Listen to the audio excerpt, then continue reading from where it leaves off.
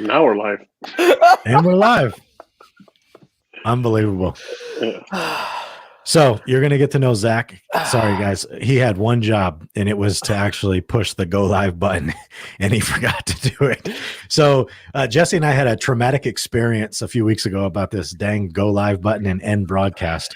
And now I'm traumatized by it. But we just went for 3.5 minutes talking amongst ourselves as if we were broadcasting to everybody, and we weren't. We believed we were live. We did believe. This is the problem with me, like looking into a camera, but my monitor being off to the side. So over here is my monitor. And because I'm trying to make it intimate and look deep into your eyes, I missed the fact that we actually were not live, but now we are. Anyway, we're going to redo this, guys. All right. Because while it was fun for us, they didn't get in on it. Jesse, let's start with you. We'll get to Zac here in a second. But Jesse, tell everyone where you're at.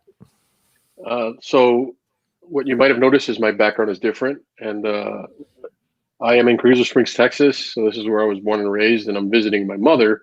I'm in my mom's guest bedroom. So here I am, and I didn't want to miss a show, especially with Zac being on, especially.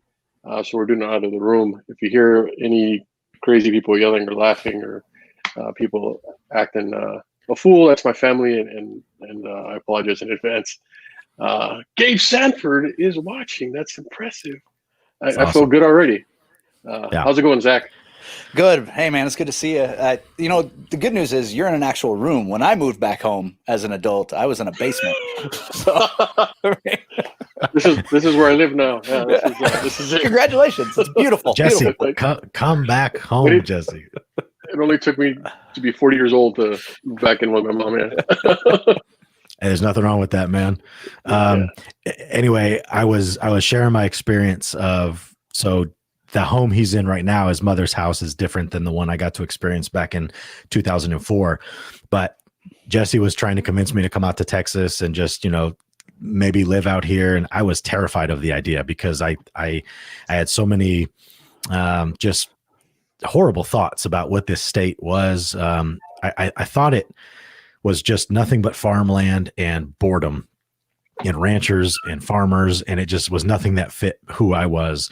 And so we come out here, we drove home from the Marine Corps, on a long weekend, and we get through El Paso, and it was absolutely my worst nightmare came true. I was like, dude, there's no way I could ever live out here. Like, this is terrible, because the drive between El Paso and San Antonio really is pretty terrible. It's because we broke away from the interstate. So we broke off I-10, and I brought him down on the highway because I wanted to come the straightest way possible.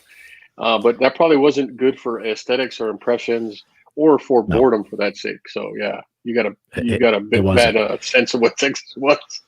Yeah. Well, maybe a good representation, but not all of it. But yeah. Well, but here's the beautiful part is, as soon as we got to his mother's house, she introduced me for the first time as a 22-year-old man. She introduced me to this thing called homemade tortillas, not like store-bought tortillas. These were homemade. I watched her roll out the masa, and like right out of the pan or whatever they're made in, I don't know, but she made them. They were warm. She slathered butter on it, a little salt and pepper. It changed my life. I instantly agreed on the idea of I could be a farmer. I could live out here and do this for some warm tortillas every day. First of all, there's no farming here, but she's making it right now. Like, she is actually rolling right now. Yeah, of course she is. Of course she is, Jesse. And guess who doesn't have any? Me. Yeah. Guess who hasn't had homemade tortillas since 2004?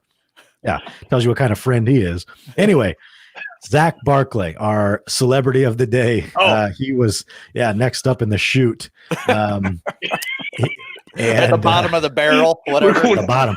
Yeah, I think we've been doing this for like 20 weeks, and I was like, man, Jesse, I think we're out of people. I don't know anyone else that we could actually talk to. And he was like, well, there's that guy, Zac. Yeah. All right. I'm kidding. So in 2017, we got our first job out in Iowa.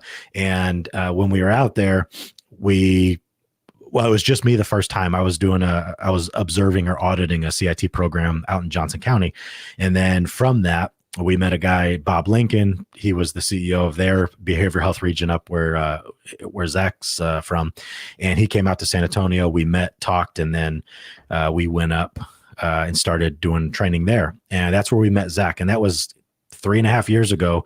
And he's one of the ones that we've stayed in touch with. In fact, I would say he's the only one that we've stayed in touch with, especially to this extent, because we talk a lot. He was saying before we went live that we talked about this episode a couple weeks ago, but then he was on vacation for like 50 days. Just posting about how great his life is and all these wonderful pictures of the Pacific Northwest. And so I asked him yesterday, like, hey, are you still good for tomorrow? And he said, yeah. And I was like, what are we going to talk about? And he's like, I don't remember. So that you're going to get just that. But I did title this Officer Wellness because we are going to talk about that. And this episode might go a little bit longer too. I gave Jesse a heads up. I know he's got a barbecue for the family after that, but I'm going to try and be off. It's 4:40. I'm going to try and be done by like 8. So I just asked that everyone. I'm kidding. They'll be nice and saucy then, so my cooking won't matter. So it's all good. There you go. Just give them raw meat. Anyway, Zach, give us your own introduction, man. Give us your introduction, what you want people to know, because I don't want to tell them what you don't want them to know. Oh, well, that's a way longer list. He's from the Midwest. Yeah. Obviously, it's not going to be very exciting. All right, I can't give you adventure and excitement from the Midwest, the flyover state of Iowa. So, obviously I'm involved in law enforcement, or we wouldn't be talking, but that's not like, we're going to talk a little bit about today, I hope, is that's not at all who I am. So it's kind of weird because I come from a background of theater. I was a stand-up comic for like 10 years. I worked in radio. I did all of this stuff while I was in law enforcement. So it's kind of a weird, I always joke that Joe stole my line, and on the Nightline piece that they did on him, there's this great close-up of Joe's young baby face back when he still had a little bit of pudge and baby fat on him, and clean shaven and looking like everything was bright in the world. And Joe says directly into the camera, takes a beat and says, "I'm not like any cop you've ever met." And then his tooth shines and his eye twinkles. And I'm like, dude.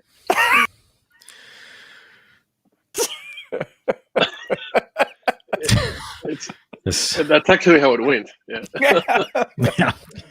That was the point. Hey, Lori, I'm so glad you're watching. Shout out to Lori, watching with her family. Also, no homemade tortillas, Jesse. You better tell your mom to get busy.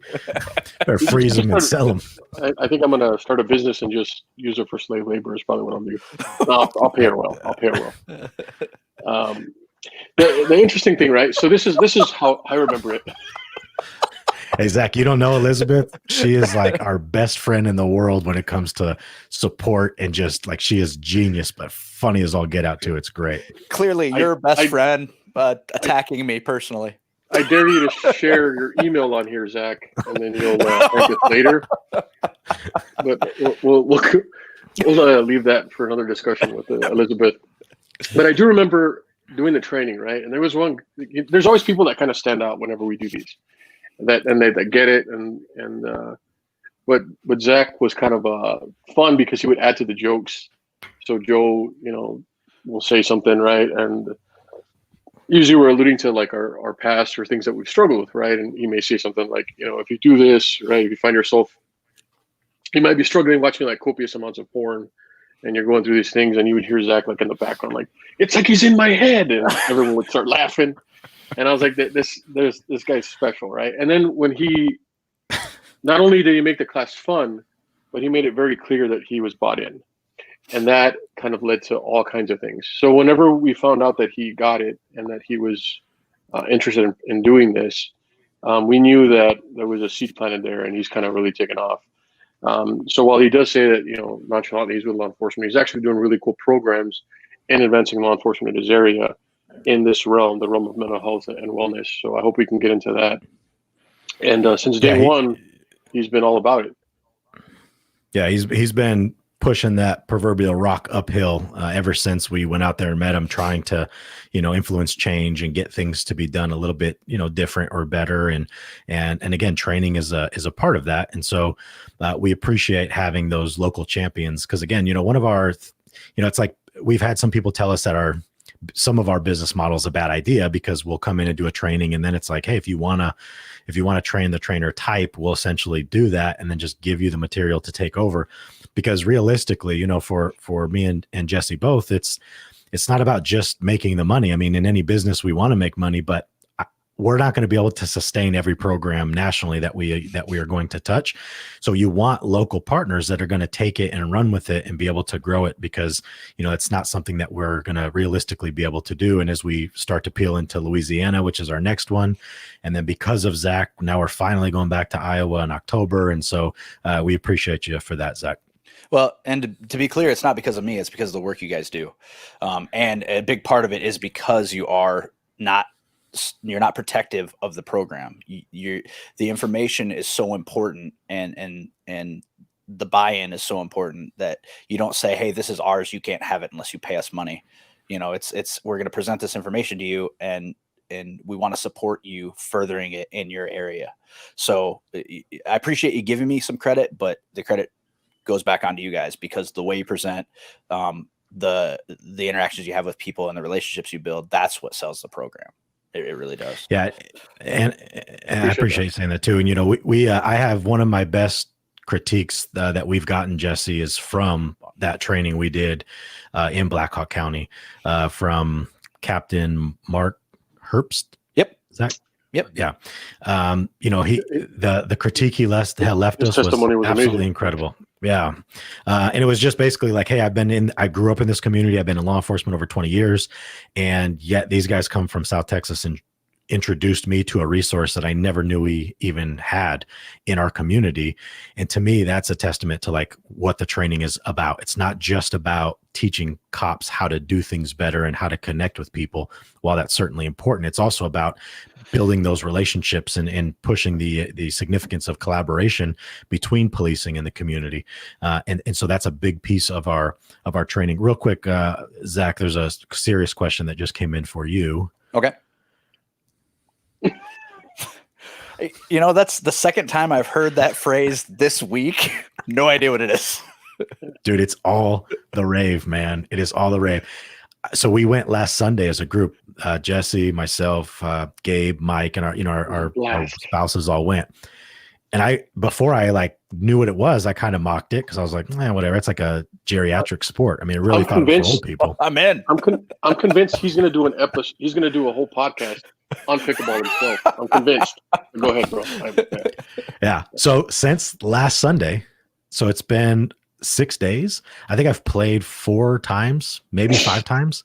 And I actually went out and bought gear. I signed up for a men's league. I'm legit, man. Like, I will challenge anyone in the country to a game of pickleball.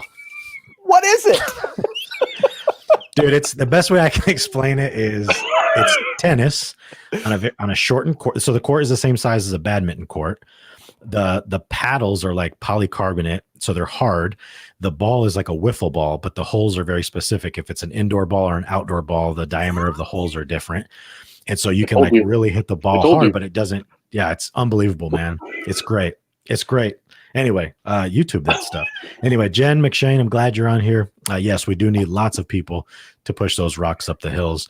And one of the things I think, is really timely and beautiful about everything that's happening over just the last like 5 months is I think people are emotionally open right now. And this is an experience that I actually got to have many times through the film.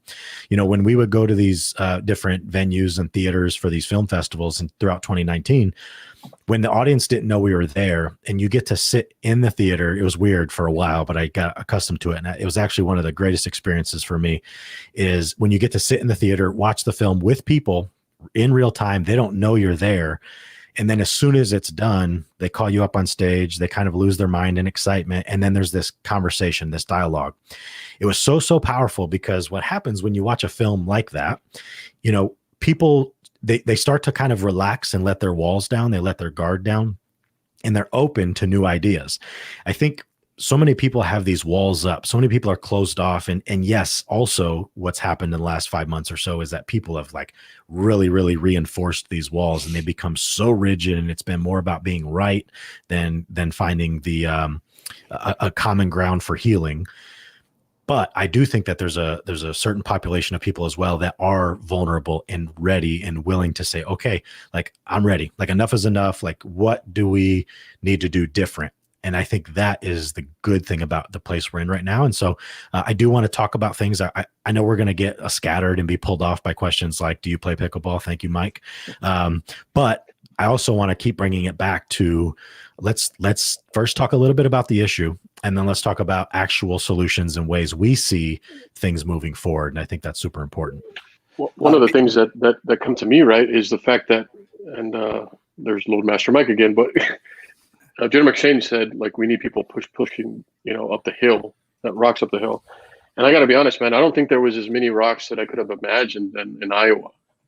Like, if there's anywhere that you could really have challenges to push this agenda forward, it's with what you've gone through, what we saw. So Joe talks about how our training is different because we bring everybody together. We bring outside, we look for the resources. We know what to look for in the area, and it was still scarce. We still pulled it off. But it isn't easy for something new like this in an agency, right, Zach, or in a community like you've been through. So why don't we talk about some of the challenges you faced in trying to implement CAT or peer support and or both, whatever you've gone through. Well, we're talking about rocks uphill. Well, back in, was it 2016 was the first time you guys came, or 2017? 17. So in 17. Yeah. First of all, before I go too far, I want to say, like, Jennifer McShane, keep making movies, please. Like, phenomenal film and good work. Like, you made Joe look pretty. So, but all joking aside, the film is amazing. So phenomenal work. But so in 2017, so previously in 2016, Iowa was the second worst state in the United States for mental health treatment and awareness. Right. Now we're last because Mississippi got better. So that's a problem, right? So that's the first hurdle, is that there just weren't the resources. Now, I will say unequivocally we're getting better, but it's taken 3 years to just get the most basic of services available for our community. We've got an access center now, which is, a drop-off center that's no refusal. And it's great, but that's another hurdle, is getting people to use it, getting people to have confidence in it. We've got a substance abuse drop-off detox center that's no refusal. And again, we had a great makeup person. That's amazing. You needed it. And it's powder. Get that shine off the forehead. So that was another hurdle, is getting people to have faith in the services once they're there. So you need the services, then you need to have faith in the services, then you need to get people to utilize the services. So now we're kind of in this gray area of having the services, but they're not being faith in the services and them not being utilized by law enforcement. So and those are just the top 3 hurdles right off the top of my head. I mean, there are 1,000 culture, stigma, all the things that we talk about in the 40-hour course, and it's all there because you've got these old, crusty old cops that think that there's a certain way to cop. Yeah, so you say that, right? It brings up a really painful memory for me. Like, this was a real kick in the nuts, I swear. And I think Joe remembers this, right? So we were in town, and we'd come back. And I think it was we were doing the 16 hours, I think, when we came back into the shorter ones. It was one of the times we'd come back to, and we were eating in Waterloo, I believe. And I think it was a sandwich shop, right? So it's me, Joe, and Jess, and we're eating. And in the corner, you see your patrol officer, right? He's away in the corner, and I think he was a supervisor, but he's in the corner as patrol officers do, by himself, right? He's bald, he's the typical. He's got the look, and he's scanning the room, and I recognize him, right? You're pretty bald, right? Not like you bald, right? Okay. But he just had the look, right? I'm like, and he knows, right? And I was like, I know he knows who we are. He should, but because I remember him. And so he comes. No, we had done the 16-hour. Now we're doing the 40-hour. That was the difference, right? We had brought the 40-hour. Yep. And so he's walking up, and I say hi to him, and he does stop and talk. I'm like, okay, cool. And he's like, what are you boys up to? And we're telling him what we're doing. We're here for the 40-hour. And he's like, oh, okay. And he's like, all right, well, enjoy your time. And Joe's like, we didn't see any of your people here, right? We didn't see you here. Or why weren't you in? Or Joe said something, being Joe. And he stops, right? And he looks. He's like, it's not my thing, man. And he walked away. Yeah. So it's like, well, So two things, right? I don't want to call or single anybody out, but I just want to say that this particular officer was part of an agency that was representative. Kind of, we got a sense from when they were there from that same agency that there wasn't a buy-in. They were like not about it, and that was one of the few and only times I've ever had where I've done a training and we didn't convert somebody. And I have one thought, right? Maybe it's because we did the 16-hour first and not the 40, because for full culture change, we knock it out with the 40-hour. We're like grabbing them in the fields by Wednesday. Joe's like winning them over. But anyway, you talk about old crusty cops or culture, whatever. That one sits with me, and I think about it all the time. You remember that, Joe? Yeah, I do. Yeah. And Zach, while you read that question to answer it, I want to say, Jesse, I do agree. I think it was because we just did 16 hours and we told them, we were very honest with them up front of, hey, look, the whole point of doing this 16-hour class is just to tease what it is that is possible and then to get buy-in, because we actually needed to leverage people that were in the class to then help us, which is where Zach came in, because he got 16 hours and was like, yes, I want more of this. I want to see the 40-hour. I want to be involved with it. And again, we just stayed in touch ever since. But for the cops who see 40-hour, I can count on probably both of my hands. And I've been teaching CIT since 2009 or 10. I mean, it's been a long time. Yeah. And numerous classes. I mean, I've probably taught, I don't know, more than 150 40-hour schools. I can count on two hands how many cops left on a Friday like, nah, I didn't get it. That wasn't for me. There's a very, very high success rate when you have a good program. And so for him just to kind of be so shut off to it and turned off to it, I imagine, again, what I know based on experience is that a lot of officers are threatened by this idea because, again, it really does challenge their original beliefs, which is the world is scary and dangerous. People are inherently bad. Someone's going to kill me today on my shift. And so then if I go to the CIT type training, that's going to teach me, because how many times have you heard it? Like, oh, that stuff's going to get you killed. Like, seriously? And it's so frustrating to hear. So anyway, Zach, do you want to answer this question from Tiff? Yep. Okay, Tiff, the answer is yes.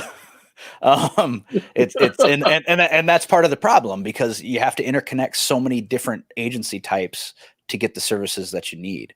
So there's governmental, there's nonprofit, there's county social services, which breaks down our state into multiple regions. And if it wasn't for county social services, we wouldn't have CIT training at all, because they've paid for we're having our third training in October, and they will have paid for the tuition of every officer that's gone through it to all three trainings.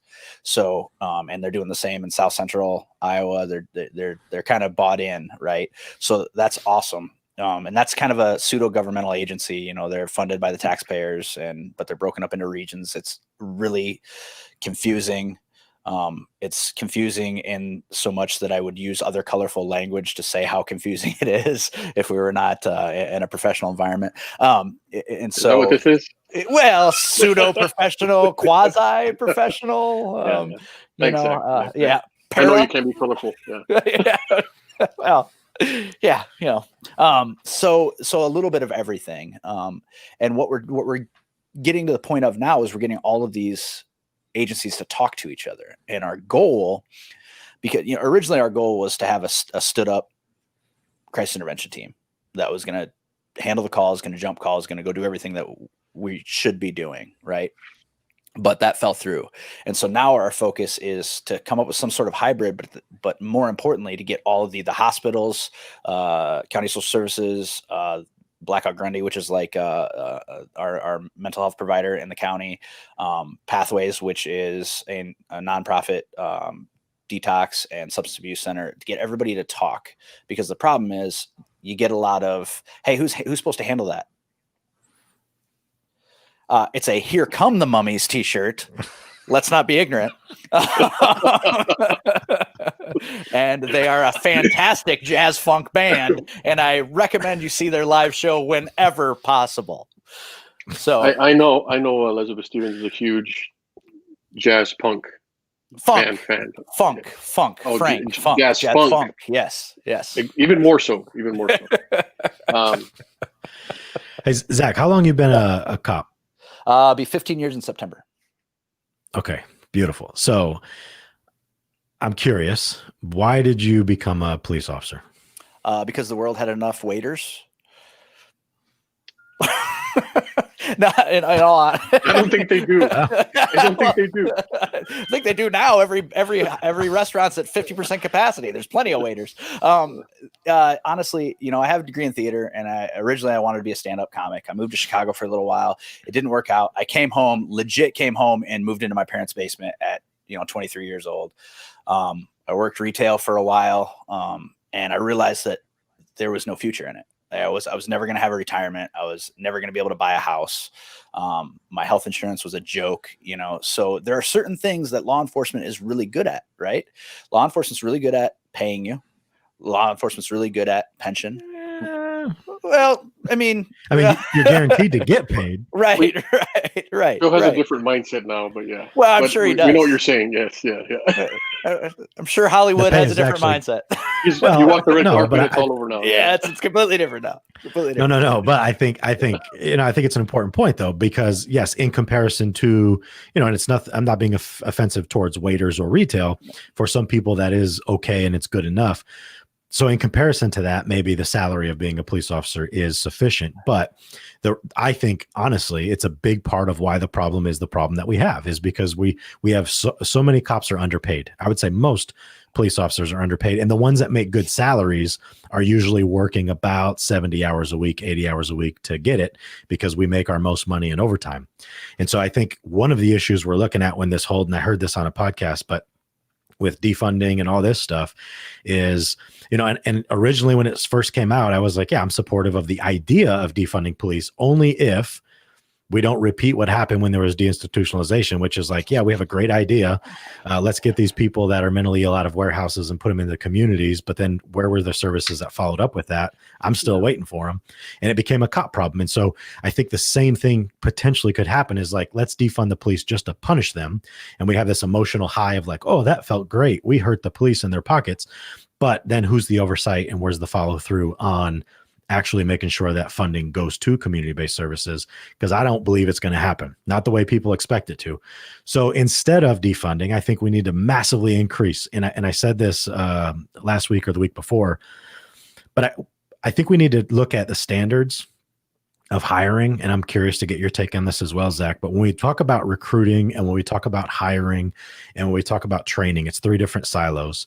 But when you look at those, like if you were in charge, which God bless is scary, but just imagine for a moment that if you were in charge, the guy's got stripes in his arms.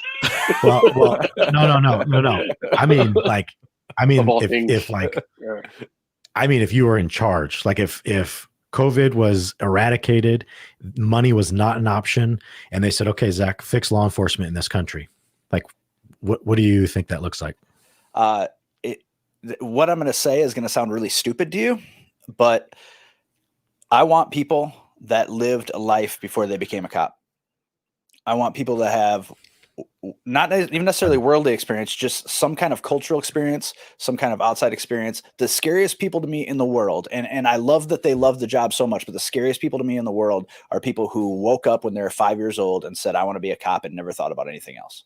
Because it's terrifying anytime you're myopic on any vision. Right? Anytime you only do one thing and you have a singular focus, it's terrifying because then you see the world in black and white. You see the world in good and bad. You see the world in absolutes. Like only a Sith sees the world in absolutes, right, Jesse? Yeah. That's right. Okay. Yes. Right. But the Jedi were vain. Well, they were, but they were really good. I mean, they were really good at what they did. Right? Yeah, they were. Go ahead, yeah. So that's terrifying to me when you hire somebody that's 19 years old and hasn't had any life experience and doesn't understand. I always used to joke. I'm like, if you don't know what weed smells like, you're a liability. Like if you just know that that's marijuana because somebody told you it's marijuana. And I'm not saying like you should have been a stoner in high school, but what I'm saying is you need to have life experience that exposed you to different things, because if you don't, you become a cartoon. You become that guy that everybody says, well, he's a cop because he got bullied in high school, or he's a cop because he needs control, or he's a cop because that's all he ever wanted to do. And you don't have well-rounded human beings. You have cops, which is terrible. It's kind of very difficult right now. Like, I mean, it's literally a mess of entanglement to get through.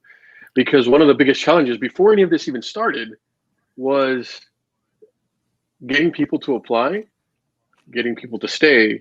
So recruiting was already a hot issue that was affecting law enforcement nationwide. That was before, this summer. And now it's even worse, right? So I while there has to be some changes, right? Because if you're going to blame things and here and there, you want to talk about culture. Joe's right. It starts with people.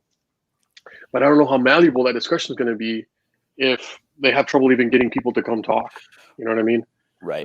Nate's right. Nate says you become a tackleberry, and that's what 100%. a lot of people see. You know what I mean?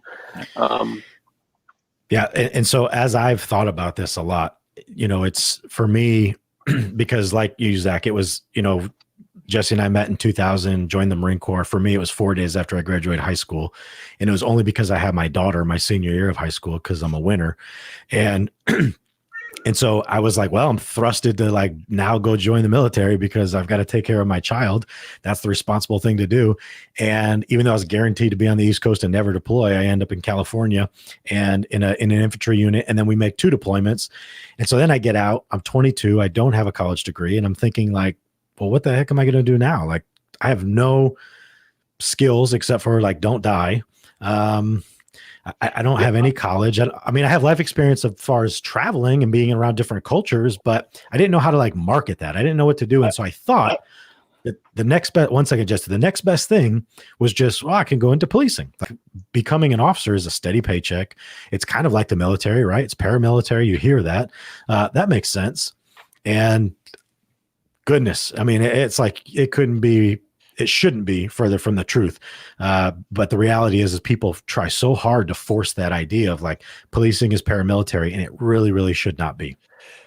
But you had experience. You had experience with other cultures. That's huge. Like that's huge. Don't discount that. No. But that's also probably why I didn't suck for very long. I mean, but right. here's the reality. In the academy, it was very like, oh man, I'm attracted to this idea of like catching the bad guy and cops. Like, that's what I wanted to ask you. That's what I wanted to ask you, because I remember, because you went in before me, and I was still like, just as good. I'm going to go to law school. I'm going to impress this girl I'm dating, and this is what life I'm going to have. And I'm watching Joe, and I would go visit him, right? I would go visit him, and like he'd be like, tell me about the academies, and he'd show me the blue gun, right? I'm looking at his uniform, and like he's like rock and rolling, talking about everything he's doing. And then when he was on patrol, I did ride outs with him. There's like eagles coming over, like they're chasing guys, and I'm like, wow. And I want to ask you, man, like, what do you think changed from then till now in a matter of a decade and a half? Like, how did your perspective change? I know it's a lot of things, right? But I noticed that, and when you were talking, it brought me back to those memories. What's different for you now? Yeah, and it wasn't even a decade and a half. It was 4 years, and really, it was probably 3 years. I vividly remember doing it because, again, part of the training, and this is one of the issues. It's that 3-tiered system, right? Of recruiting, hiring, and training. But we create people. I think we manipulate to a certain degree people to think and act and behave a certain way. And we prepare them for the worst case scenario. I'm not going to say police academies are bad and that the people are bad or whatever, but what I do believe is that police academies heavily rely on precedent, and we're very comfortable in the fact of we do things this way because it's the way it's always been done. And we evolve at a much slower rate than the world around us. And so I think that's where we see a lot of disconnects. And so I'm going through the academy. It's like, okay, because I had the Marine experience, because I knew it's all just a mind game. They're trying to break you. They're trying to see if they can make you break. And so to me, it was fun. I mean, I was like, I'm not that guy. Like, you're not going to offend me or hurt my feelings and whatever. I mean, we'll play the game. But I remember graduating thinking like, all right, it's on now. Like, now I'm on alert. Like, I'm hyper vigilant. I'm always on lookout. I sit with my back to the wall, like they tell us. I'm watching the doors. I'm scanning all the time. And there was a moment where I had a couple, 2-3 years on where I was like, man, something doesn't feel right. Like, something does not feel right. I am so prepared for the thing that doesn't happen. And we want that adrenaline dump. We want that excitement of like chasing someone and then or fighting with someone. And it's like, yeah, that's great. It's exciting. But what I realized was 95% of my day, every day, was just dealing with people who are like upset, stressed out, mad, angry, mentally ill, drunk, frustrated. Like it's all behavioral stuff. Like 95% of police work is behavioral situations. And so I was like, man, and then I became known on that area on the South Side of like, yeah, Joe likes to just show up and talk to people. And so he'll sit down and talk to them. And that was my reputation. And I was good with it. And then when mental health opened and it actually became a unit, I was like, I want to go do that. And I have never looked back since, because for me, it's like there's nothing more rewarding than actually knowing that, and I say this quite a bit, but our goal isn't to like lead the horse to water and hope it drinks. Our goal is to make the horse thirsty. And so every time I go to a call, I think like, what can I give them? What education, what resource, what thing can I give them? So that way they become thirsty for their own health, for their own wellness. So that way the next time they're having a bad day, they don't think, oh, I should call the cops. Because most of the calls we respond to it's not a police function. But there's a lot of cops that, I'll finish with this because I could go on forever. But even to make it relevant to now, cops complain so much about having to deal with the mental health calls. They hate dealing with mental health calls by and large.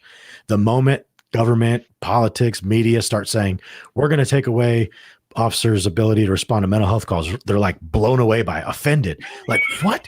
They're going to take those calls away from you? Like, okay, fine. Let's see how long before a clinician gets shot and stabbed. And I'm like, wow, like that escalated quickly. Like, how many times have you been shot and stabbed on your calls? That's true. Never. True.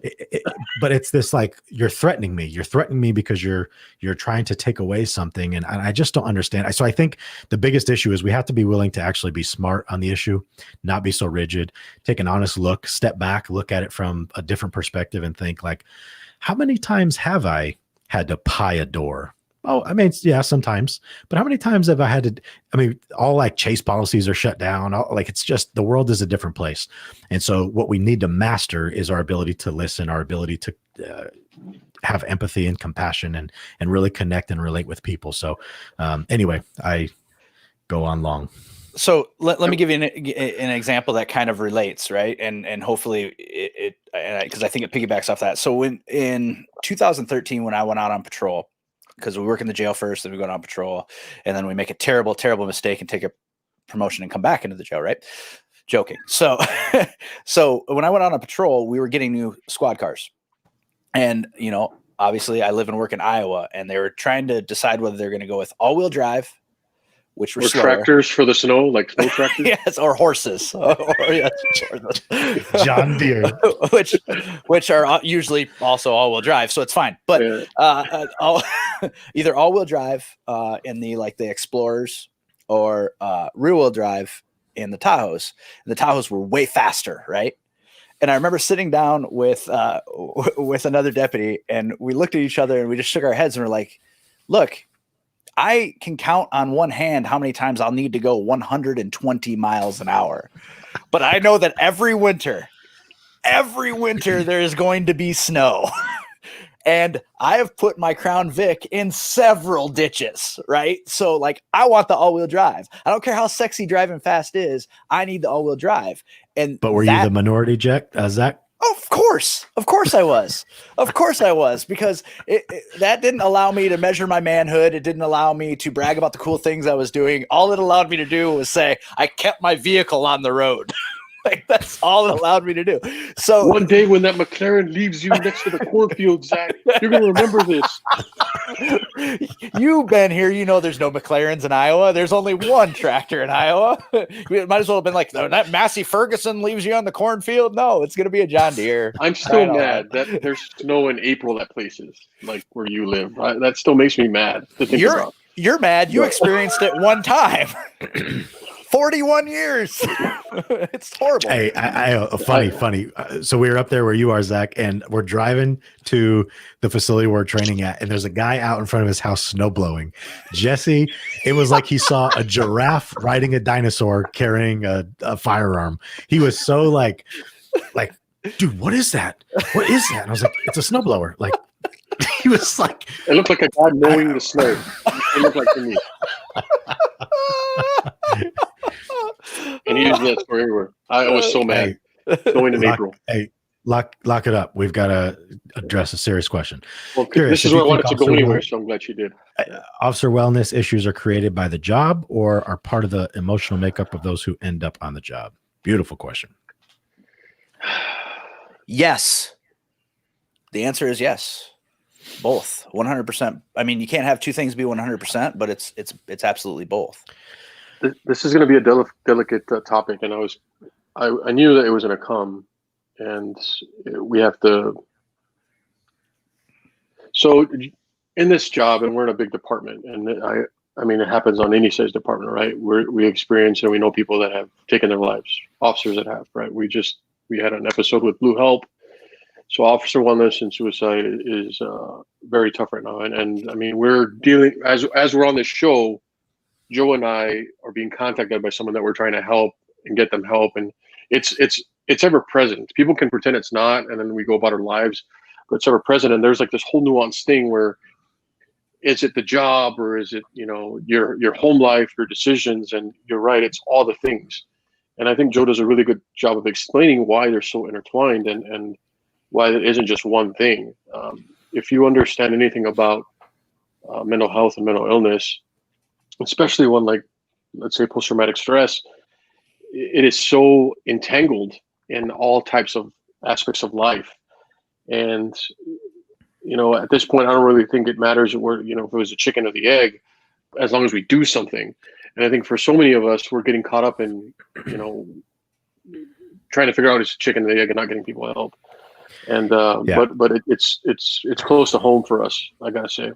Go ahead, Joe. Yeah, I think it's, and you're right. It is close to home. We're dealing with two things in the moment right now that are just heavy on us. But here's the thing I want to point out too when I talk about the recruiting and hiring and training is, like, sometimes I question the system because I wonder if I should have ever been allowed to be a police officer.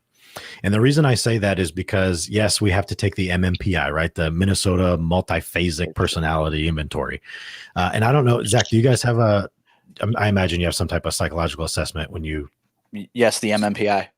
Yes. Okay. The exact same one. Yeah. And it's a ridiculous test. Like, and that's the point. But if you look at what it measures mental health. It measures, like, if you're a psychopath, it measures all this stuff. But not that I believe I'm a psychopath, but I absolutely have mental health issues. And, if there was I don't know. I mean, it's for me, it's something I reflect on quite a bit of, should I have ever been allowed to do this job? And it was after I had been a cop for 8 years, I finally, my like third rock bottom of life at that point.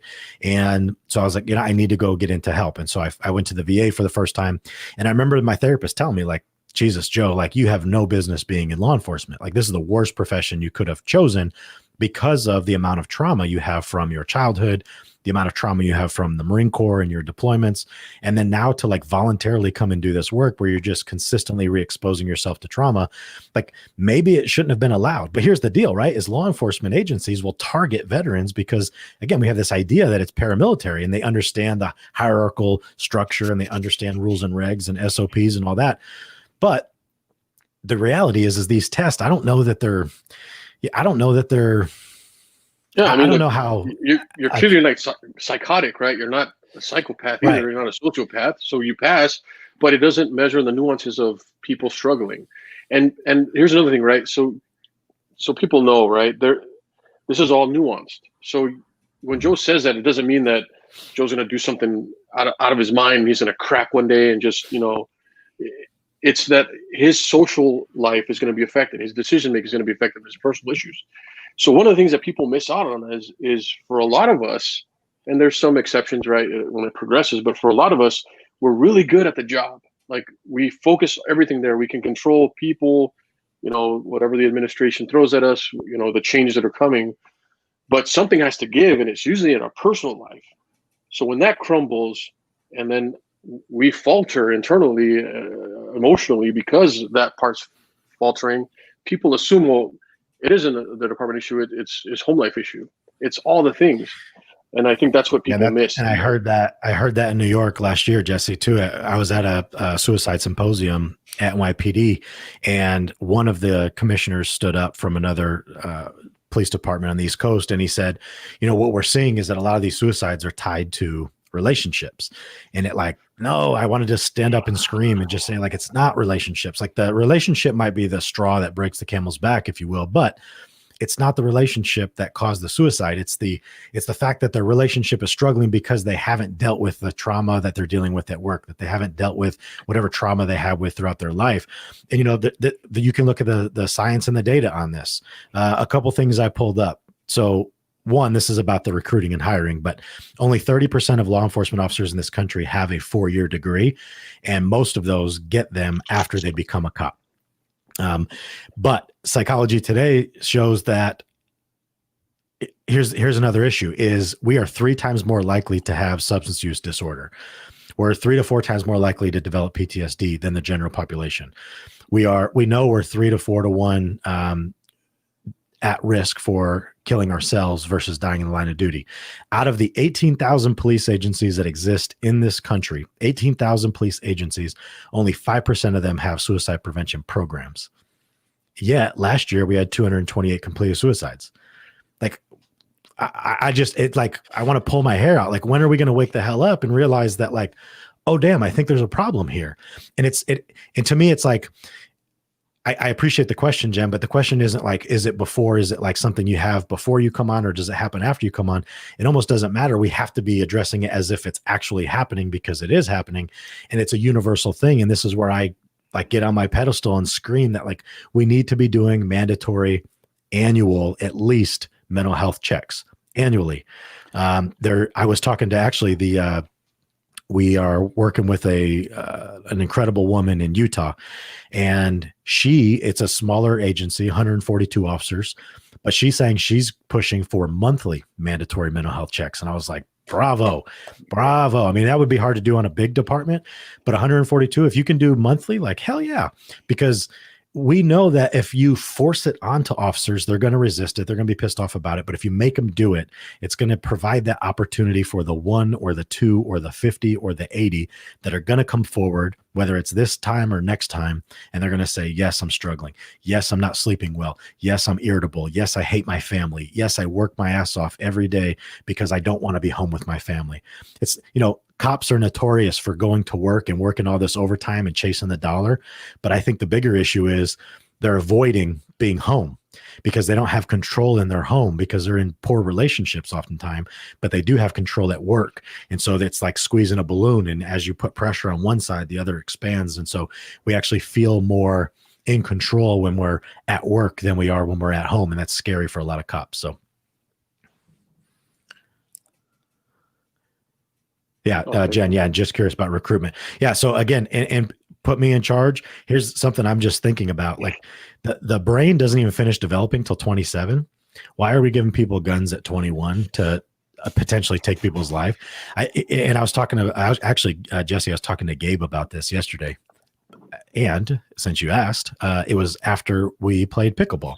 So, but we were talking about this, and he said, and I appreciated that he made this statement, but he goes, you know, what if, okay, 25 or 27, if that was the age requirement going forward, and on top of being 25 or 27, you had to have a 4-year degree. So now you have to have a 4-year degree, and you have to be at least 25 to 27 to get into policing. But there's a caveat, because there are some people that are like, well, there are some really good people at 21, 22 that could do this job. So then his idea was, well, okay, that's fine, but you have to do 1 year of work at some type of social services, whether it's with CPS, it's like whatever it is, you have to do a year of work or volunteer work. So that way you can develop a different perspective. Cause like Zach said, if all you know is like cops and robbers, good guy, bad guy, that's not the reality of policing. The reality of policing is you're going to show up to a lot of people crying and upset and distraught and devastated because their kid ran away, or their daughter cut themselves, or their husband just shot their face off, or, you know, they're in a domestic disturbance, or they're asking you for help on how do they raise their kid or get their kid to go up and go to school. Like, that is stuff that we're not trained on how to do. And so if you work in that social service for a year, at least you'll have some experience before you come into this side of it, where now you're armed and have great responsibility and power. So let me ask you this, Joe. Obviously I'm a person with a 4-year degree, so like I'm not against it, but my question to you is, are you requiring, as part of this, would you require that 4-year degree to be something in law enforcement, or just any 4-year degree? No, any. Okay. Because here's what I got my degree after I became a cop as well.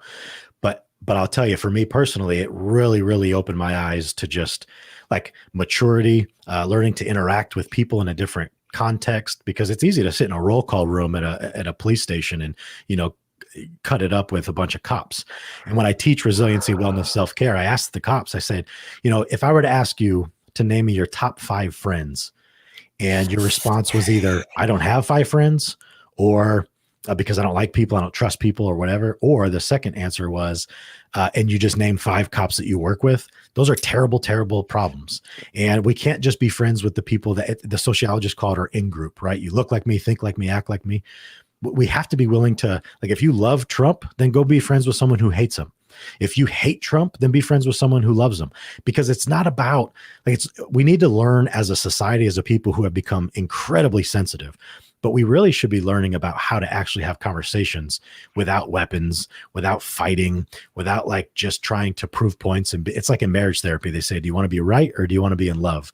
And it really comes down to like those 2 choices, because if your whole goal is just to be right in situations, then someone inherently has to lose, which creates a negative outcome. You bring up a lot of good points about the hiring, right? And I do believe that we might, and again, that it comes back to we're in a hiring crisis in law enforcement across America. So we would like eliminate like a huge pool of people. But again, if people are paying attention to this, right? And it also goes back, like, is law enforcement handling too many things because society fails at all of them, that we need to be trained in this? Like, well, right now, yeah. But at first I'm like, both you and I, we didn't have our degrees when we came on, so we wouldn't even got into this career by that metric. But I am reminded of something, right? In certain academies, there's certain academies out there. If someone fails out or they don't do well in a particular academic, and they're not meeting the standards, they will tell them, you have to go and do 12 college hours or whatever, finish the semester, come back here with your grades, and we'll give you another chance. So if we're using that as a way, then it isn't so far-fetched. But I can already hear people probably groveling, well, like, I don't have one, and neither do we, right? But we're thinking of a way to. We're also assuming that all the problems that happen with law enforcement are done by young kids who have no life experience, right? And that's a big assumption. But I will say that I believe that if you think about who treats people maybe the worst or maybe the most inconsistent, that happens also. So there's a lot to think about there, and a lot to kind of unpack. Well, and the other issue too is, to your point, Jesse, like, it's not just young kids with no life experience, but you also have a grown ass men, grown ass women with no life experience, and those are the ones that are really, really dangerous. Because it's like you have no idea what's going on. That's how they got there. I see what you're saying. Yeah, you don't, and you don't even know if this job is right for you. You took it, and I did it a little bit, because I'm like, oh, I see this job with the pension and health insurance and the ability to have a mortgage, and I went for it. But what I've seen more often than not is that people who take the job thinking it's something, but they have no life experience, are a disaster, because they have this romantic notion, and it's not caught in the interview process. I think part of the hiring problem is with the people doing the hiring also. Because you get a pool of applicants and they pick the wrong ones. They eliminate people because 15 years ago they smoked marijuana, but they'll hire a guy who, can't tie his shoes, or has no, interviews. And is socially awkward. That one time you were in the Marines, you did something in Thailand you shouldn't have, or that tattoo we don't agree with. Right. Yeah. They had an impeccable career, right. And it's weird and arbitrary, and they don't actually think, because it's strange, but in law enforcement, we're not great at thinking critically, right? We see the rules, and the rules are here, and here. And we're like, well, I have to follow this, and this. Or someone tells me that a beard is not professional, or someone tells me a visible tattoo is not professional, or someone tells me that, you're so pretty though. That's how you get away with it. Or they'll tell you, that short sleeves in the winter is not professional. Like, just weird things that we've developed as a practice or a culture that have no basis in reality. If you have someone that can walk up to you and speak intelligently and compassionately and empathetically, and they have a beard and tattoos, they're going to be far more effective in their job than someone who comes up and says, well, code number 712319 says that you are not allowed to park your vehicle here. It's like, yeah, he knows all the rules, but he's not going to be effective. And now that's the interaction that person had with law enforcement. But they hired that person because, well, he's squared away and he's clean shaven, and they don't think critically and actually think about what the interview process is like. Like, does this person feel right, or is there a weird feeling here? And I know that's not scientific, but that's how you got to do things. Yeah, Zach, I don't want to be controversial, but get it. What is your, or do you believe that this is a problem that exists because, in large part, law enforcement historically has been a patriarchal profession, and we lack significant numbers of women in leadership positions that have naturally built-in empathy and compassion, that are creating these rules and creating these policies? And I know it's gotten better, but it still is drastically different than the amount of men we have in charge. And most police chiefs and sheriffs in this country have been doing this job for at least 20, 25, 30 years. And so again, the world has evolved so rapidly. Things are not the same as they were 10 years ago, 20 years ago, 30 years ago. And when you get these people in these positions of influence and they forget, they don't take the time or the effort to actually manage based on what's happening in reality. They manage based on how things used to be. So I'm going to take, it's going to seem like I'm taking the easy way out, but I'm a fan of anybody who is qualified to do the job. And empathy, to me, is the number one requirement of being in law enforcement. So, you know, I have a hard time saying, you know, that women are automatically programmed to be more empathetic, even though that biologically that makes sense 100,000 years ago. Right. But I don't want to throw the blanket statement of it's bad because it's patriarchal, but I would like to see a more equal representation from everyone in law enforcement: women, minorities, gay, lesbian, trans. Like, I mean, the more representative we are of our communities, of our neighbors, the more empathetic we will automatically be, right? Because we don't have a choice then, because they're your friends, your neighbors. I don't know if you guys, Joe, do you follow Patrick Skinner on Twitter? Yes. He's a cop out east, right? What does he always call everybody he interacts with? He always calls them his neighbors, right? Neighbors. And that is huge. And that's one of those things that I'm sure when he first started doing it, it was just a thing, right? It was like, I'm going to do this thing and it's going to be an application and fake it till you make it, right? But every time I see him do it, it makes perfect sense to me, because even if you think of the person that you're arresting or the person you're interacting with as your neighbor, because that word has a meaning to you. You know, there's the guy who lives next door and there's my neighbor, right? So if we're treating everyone like our neighbors by default, because we're representative, right, of all the different demographics in the United States, which we're not particularly good at. So that's what I would say, to the long way around to answer your question, is we're not particularly representative as a whole. You know, so I think we need to be more representative as a whole. So yes, more women, yes, more minorities, yes, more gay, trans. I'm going to be totally controversial now, Zach. I'm going to be controversial. Oh, you get it. Oh, right? Get it. Now, granted, all these things that we're talking about are required, and I think most of us would agree that they're important and they're needed, and we're about fostering change. And I think the three of us are aligned and trying to make things better, and we see that when there are. Do you think that nationally, how we're being represented and how we're viewed is accurate? So this is a question I struggle with regularly, right? Because I know that the people that I work with, it's like 90-10, right? 90-10, good and not so good. You know, I don't work with any evil people, right? I don't work with people that want to hurt people. I know that those people are out there, right?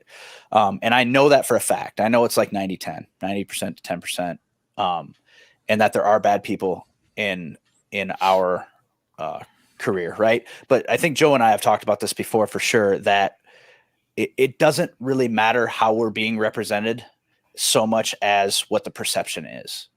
And so what we have to do is I've been using the saying when I'm teaching communications, when I'm talking to our peer support team, and when I've been going out trying to really get people on board with CIT, is you have two choices. Law enforcement is changing. It's changing. And you can either change with it or you can get the hell out of the way. because it doesn't really matter how we're being represented, because now's not the time for us to say, there's bad cops and there's bad lawyers and there's bad dentists and there's bad cheerleaders and there's bad football players and all that, because nobody wants to hear that crap, right? It's not going to be, not going to be an effective argument. So it kind of feels like I'm coming at you, and I don't mean to. Like, it feels like I'm just like coming at you. But it doesn't really, and it doesn't really matter how we're being presented by the media, because there's also stories out there. If you want to go look for them, you're going to find positive stories. What you said about perception, I've said before. Yeah. Right. Perception is a powerful thing, and it doesn't really matter, even what the truth is. Right. It's right. How we're viewed. Yep. The only thing I have, right, that I'm worried about is, and I may have lost my train of thought here, is I think that it may be getting to a point where overall, holistically, officers have such a problem with their morale that they don't believe that it'll ever get better, right? So they're like essentially like throw their hands up, and I struggle with how to get past that with them, because we know perception is important and it matters, and then perception is variant across demographics, race, social economics, and then the power of like secondary, vicarious trauma or vicarious interactions, whatever you want to call it, is powerful. I struggle with how to get that message across, and like, what do you say to your guys?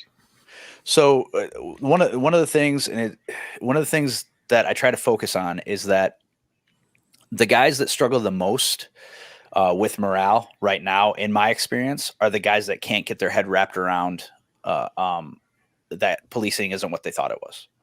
The guys who have better morale are the ones that are like, hey, let me make this change. Let me try this different approach. Let me try this because I see that it works. I had some failed to believe there's a problem too. Right. I had a guy this morning. I had a guy this morning say to me, as we were doing handoff for briefing, he says to me, there's a bunch of new policies coming in another agency, and that's bull.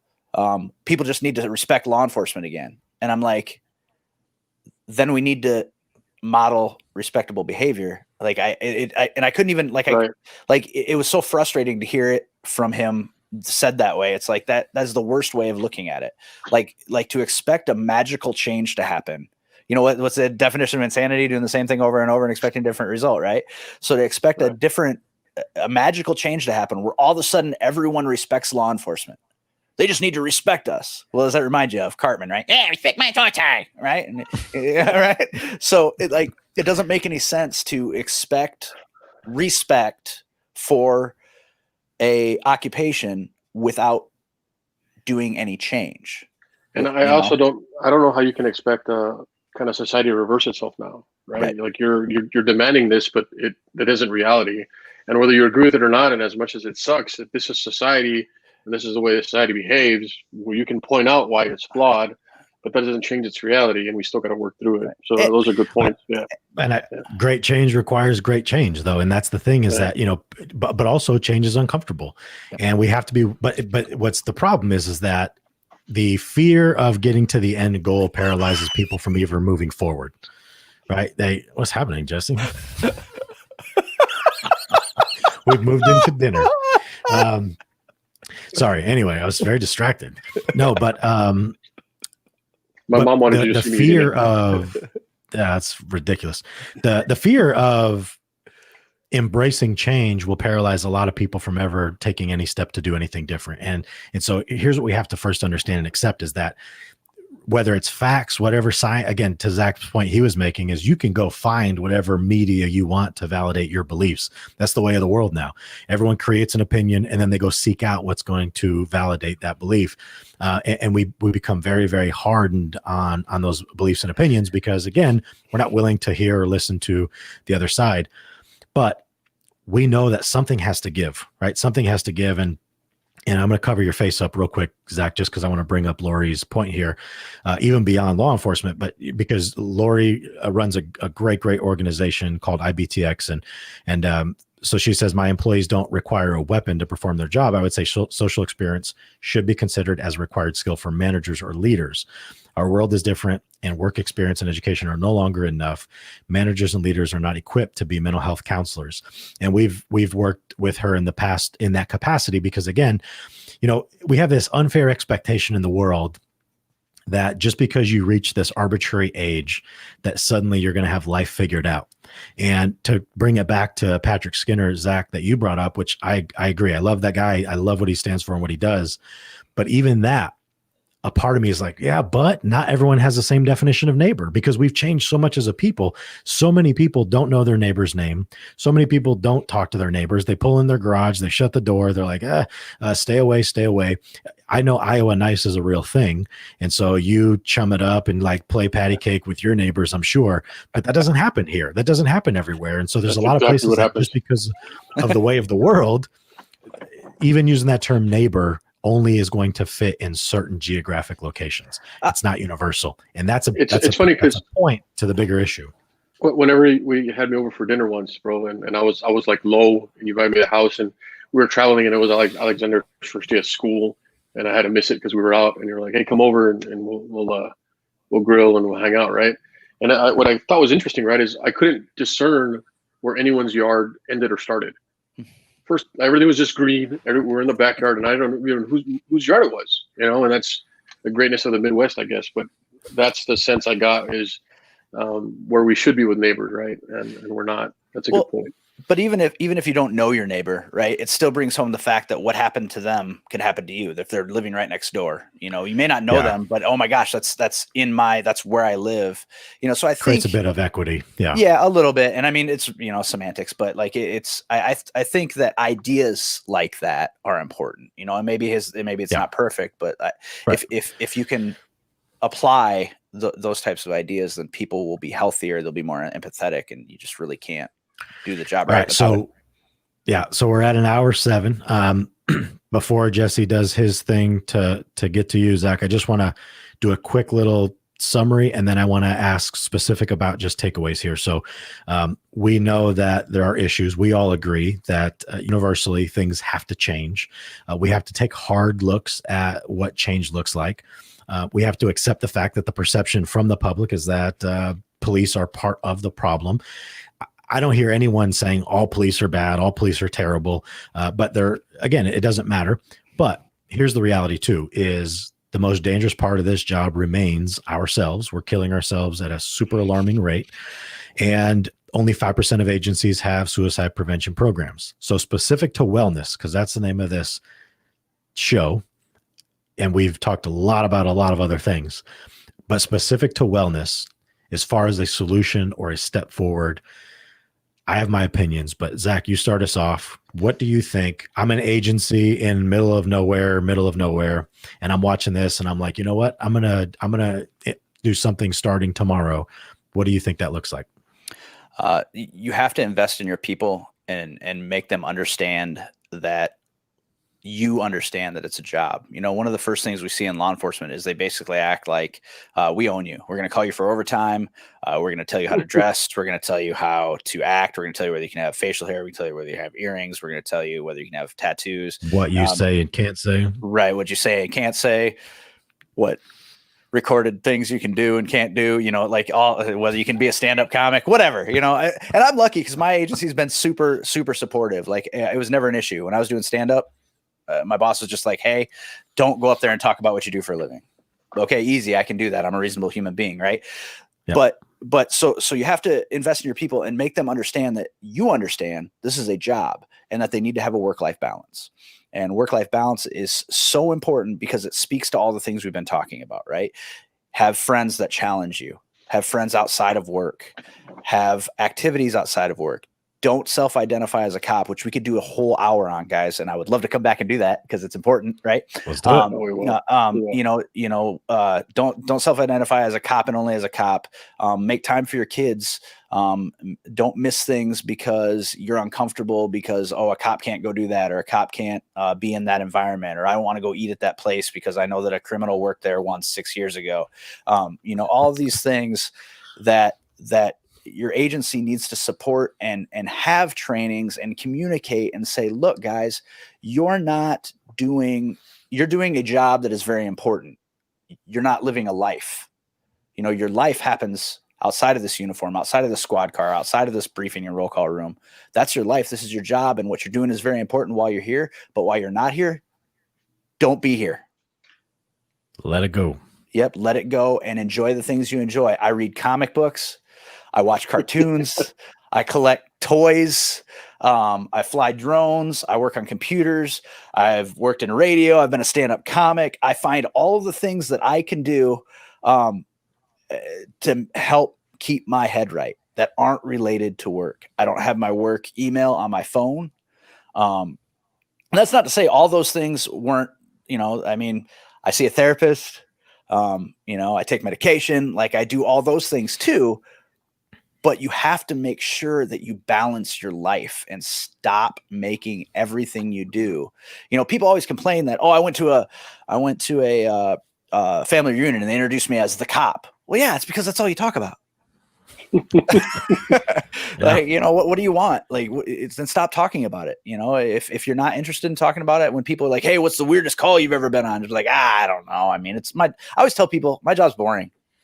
And that's why at the very beginning, I was like, we get paid a ridiculous amount of money. I get paid a lot of money to do a very unexciting job. Honestly, like, I mean, really, it's, and I suppose it could be exciting to some people if I sold it that way, but that's not the way I see it. I go to work, I have problems, I solve problems, and then I come home where I have problems that I can't solve.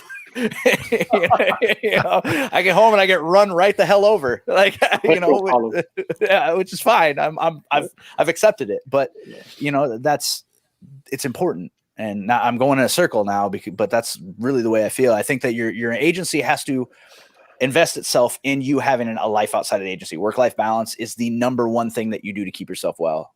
Really. Dude, before all this crap happened, before the world went to crap and, you know, this virus happened, Joe and I went to a pretty awesome conference in Dallas, like right before everything happened, like literally. I think it was the last conference that probably happened ever. Since. But while we were there, so many inspiring people, so many successful people said exactly what you said, bro. So not only does it apply for law enforcement, but it was overall. And Matthew Griffin, the CEO of Combat Flip Flops, right? One of the biggest things he said was you got to have work-life balance. So I think that's super important. And I think that's one of the main things that all of us could do, especially in this job, because, man, we buried ourselves with overtime, you know, side jobs, extra shifts, you know, like we take it home with us.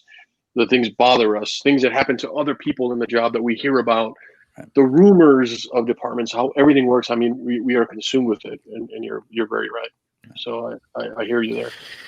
Yeah. And I would add too, you know, consistent. So those mandatory mental health checks sends the message of, I take you serious, because we know the fish stinks from the head. And so it's one thing to have the membership or the sworn officers within the organization at the lowest level rallying together and saying, like, you know, we need to do these things. But in a perfect world, I would say that you have all levels of leadership from the top down, buying into this, showing up, doing the hard things, having conversations, and leading by example of, hey, look, this is what I'm doing.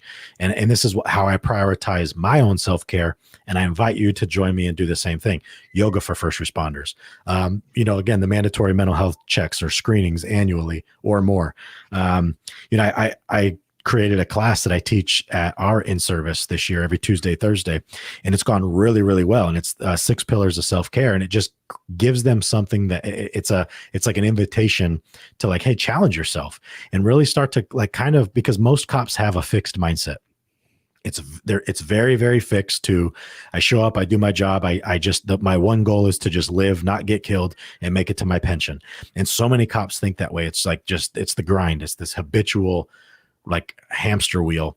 And so I challenge them on that. And I say, look, it's so important that you develop a growth mindset. It's so important that you think of and see a world beyond what it is you do during your shift, because there are incredible people out there. There is other levels of success out there. There are other opportunities out there. And I'm very, very open and vulnerable about that, incorporating it with my stories and the fact that, like, yeah, I've been in and out of therapy since 7. I've been on medications. I have a diagnosis, and it's okay, right? It's okay. And and the response really, really has been overwhelming. I mean, I don't know, I've probably got 15 cops this year so far already plugged into services for the first time in their life, for the first time in their careers. Some of them with 30 years on. It's a really, really powerful thing for me that it validates what I'm doing, but it breaks my heart because I know that while I'm doing it for this agency, 98% of them are getting nothing, and they're not having someone that's showing up and telling them the truth about, like, you are at risk, and that stress that you're feeling is normal. The fact that you feel like you have to shut your mouth and that you can't express, or that you can't emote, or that you can't like have a bad day is ridiculous. And so I don't know. I want to just keep going with this, but Jesse, I'll let you do your thing and then close him up, get him ready, and then we'll go from there. Yeah. No, there's so many things too, Joe. Like, I think you and I have come a long way, and you have really come a long way. You've totally embraced developing resiliency, and it's such a foreign thing to so many people. Like you said, people are just showing up to work and grinding it out and watching the news and being angry and watching things that other administrations are doing or politicians are doing, just getting fired up and angry. And something as simple to us, it's simple now. Something as a gratitude journal, so foreign. Like you wake up and you talk about what you're grateful for every day. Like, simple practices can seem so complicated to people when they're struggling. And then you are so used to struggling, you don't even realize it anymore. So I think it's great you're having the class, and I think it's great we're having this discussion, and you guys brought up excellent points. Gratitude, work-life balance, hobbies. So many of us are just working all the time, right? We're just grinding it out to provide for our families, and then we get home and we just check out, right? You want to be left alone. Like, it's my day off, I don't want to do anything. So your kids don't have you, your spouse doesn't have you, your family doesn't have you. You don't want to hear anything. You've been hearing from the worst people possible out there, right? You've been dealing with the worst, and you're shutting off. That isn't healthy either. That's going to deteriorate your relationship. So work-life balance is everything. And there's so many things that we make complicated because we're so used to living this way, that if you just start with the small things and build up, they go a long way. Joe, how long have you been doing your gratitude journal now? 423 this morning, 423 days in a row. And that's a great segue too to, Jess and I started our morning show called The Daily Gig, which is our gratitude, our inspiration for the day, and our goal for the day. And we do a Facebook Live every morning at 6 or 7 or 8, depending on our schedule. But this morning was day number 9. It's been incredible. Neither one of us have huge followings. I mean, shout out to Solution Point Plus. We just hit over 1,000 on our Facebook. Hit 1,000. Yeah. But we don't have huge followings. And so, but it doesn't matter, because here's what we found is through that show, when we're going live, I think we've had like 3, 8, 9 people tuned in live. The ripple effect of that, the people reaching out and calling Jess and saying, hey, thank you so much. I'm sitting around with my family later in the day to watch this, or I'm taking notes, or I'm doing this different behavior because of what you guys are doing. That's the stuff that matters, right? Like, share love, spread love, be kind, like, put yourself out there, do things that are uncomfortable. And it's amazing what happens of what comes back to you. So anyway, Daily Gig. We're tough guys, right? We're in law enforcement. We have this perspective where we have to be hard, and we make fun of other people for it. But what we're finding is it isn't that laughable anymore. It's like serious, and we're doing it. Hobbies are a huge thing. So many little things you can do to change your life right now to build resiliency. And you may think I don't need it, but when you start thinking that way, one day, 10 years down the line, you're going to find yourself, and you're going to wonder why you're doing things like putting the gun in your mouth, why you can't go to sleep without hitting the bottle, why you've been through X many divorces, why you're having this many affairs, why you have to watch pornography every time you're alone. All of these things can be blocked if we start with the little habits first and build up. And Joe's been on doing gratitude for that long already. But the first time he did it was the first time he did it. The first time he opened that app, the first time he told Gabe and I to download it, it took an action. And it was just that simple, and it goes on and grows from there. We always close the show the same way. I'm sure you know, Zach, so I'm going to put you on the spot now. We're going to let you leave our listeners and viewers with something. If you want to inspire, there's something that's on your mind heavily, if you thought of something you want to add, whatever, this is your chance to give it to us. What do you got? Well, How do you want to close it? Joe said something earlier that struck me, that it hurts him when he sees that he's able to help the 15, the 40, the however many people you help get in touch with services that are in law enforcement. But there's something that I always tell my guys, and it applies to so many other things. Like, we can only do what we can do. So it's important with the job, with getting people help and services, with interacting with criminals, with interacting with consumers, that what we have to understand is we can't take it all on ourselves, right? And if law enforcement can start to understand that it's not the responsibility, the onus is not all on us, and that we can only do what we can do, we don't have to take things as personally. We don't have to worry so much about the end result, as long as what we're doing is righteous and what we're doing has positive intentions and positive behaviors attached to it. So I tell my guys every time we have a squad meeting, I tell them, we're going to stay out of the, pardon the language, we're going to stay out of the bullshit. We're going to stay out of the drama.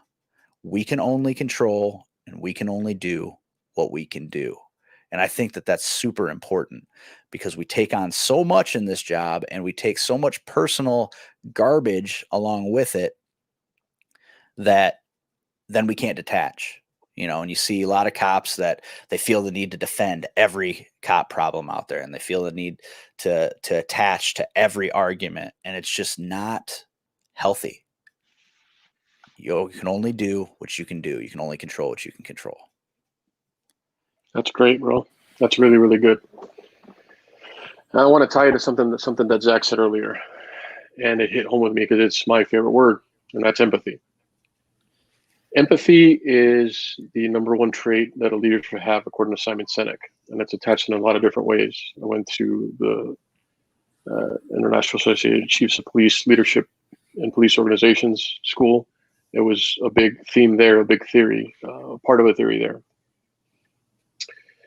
And what I get a sense of, and I'm not speaking to anything directly, but I get a sense of right now, a lot of people in our profession feel that their leadership are not empathetic.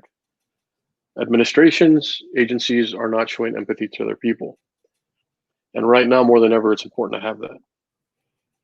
But to Zach's point, we can only control what we can control. So if you're not in a leadership position and you don't like the way you're being treated by leadership, or how you perceive leadership is treating people in general, we can control how we interact with others. We can control how we interact with our coworkers.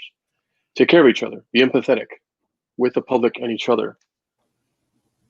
All of us are going through something. Reach out a hand, ask. If you are struggling, reach out for help. There's nothing wrong with it.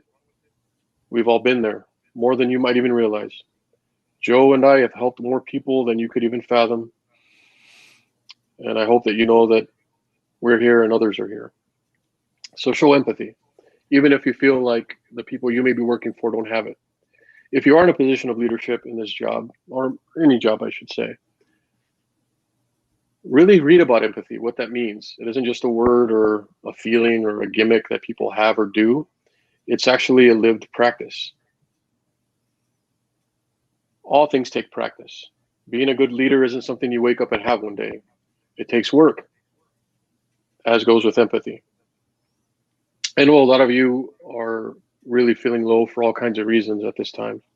Those near and far, across the profession, and narrowed scope to those that I know directly right now. And I think if we're empathetic with each other, we can do a lot of good for one another. Thank you for listening and hanging around. Thanks for following. Thank you we made 1,000. I didn't think we would for quite some time. But I had it to you now, Joe. I think it's awesome. I don't know what you mean by quite some time. I mean, we just started Facebook yesterday. I think it's pretty impressive. Okay, fine. It's been a couple of years, whatever. Yeah. No, so I'm about that quote life. And so I saw one that it kind of actually ties into what both of you are saying as far as controlling what we can control and what Jesse's talking about as well. But, we can either spend this moment wishing it could be different, or we could embrace it. And I think too many people are trying to wish away time. They're trying to wish things were different. They're wishing that things didn't happen. They're wishing that things will happen.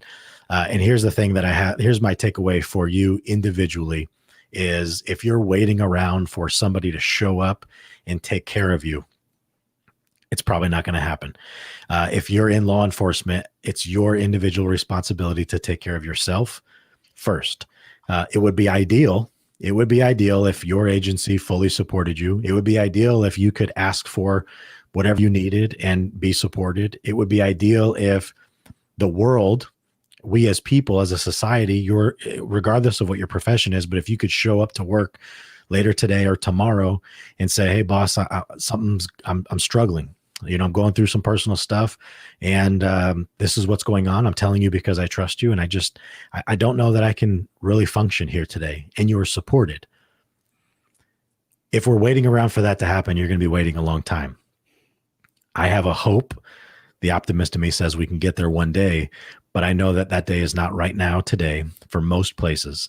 And because a lot of people lead from fear, a lot of people are afraid to advocate and stand up for their people because they're selfishly protecting their own positions and their own reputations. And so if you are struggling, you have got to be willing to stand up for yourself. And I say this all the time too, but when being selfish gets a bad reputation in our society, but the reality is that we have, it's a mandate that we be selfish when it comes to our own wellness and self-care. It's a mandate. You have got to be selfish with your time when you're talking about doing things like a gratitude journal, like your hobbies, carving time out to be with your family, your loved ones. It's an absolute necessity.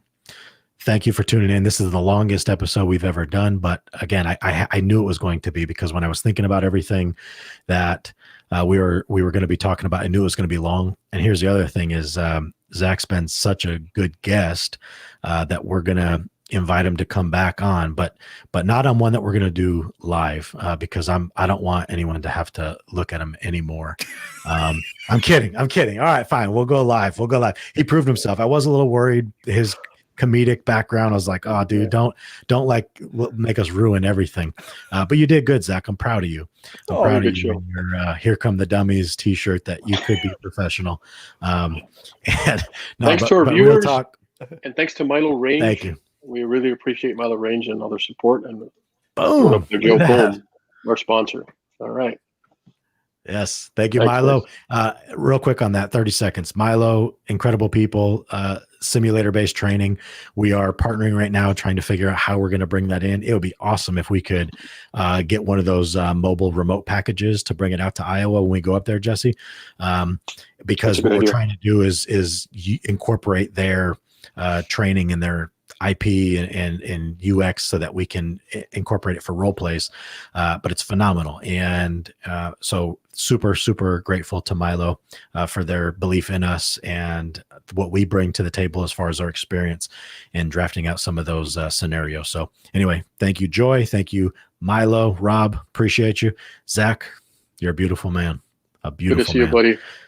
Jesse, I hope you not die, but like slightly choke on one of those tortillas. All right, buddy.